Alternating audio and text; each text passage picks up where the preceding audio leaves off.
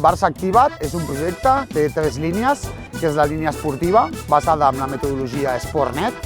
La segona línia és la línia d'experiències educatives, que són tallers, excursions, activitats, experiències culturals.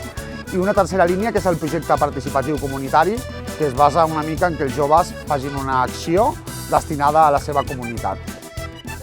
Una part del projecte participatiu és que arreglem els parcs perquè els nens no es puguin fer mal, clavar-se esties o alguna cosa per així. Hem posat un QR que quan entres a aquest QR et porta una pàgina i allí hi ha uns jocs o uns reptes que has de fer. I que aquells reptes et porten a un altre lloc i surt un mapa i així passes per tots els parcs de poble.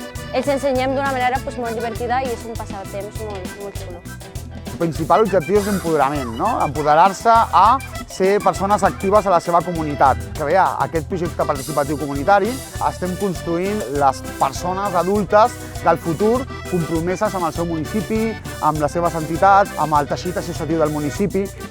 És que al final poden fer esport, poden conviure, poden aprendre a parlar, s'hi dona una autonomia que de cara a un demà podran utilitzar això no m'agrada o aquesta norma ens fa mal a tot el conjunt.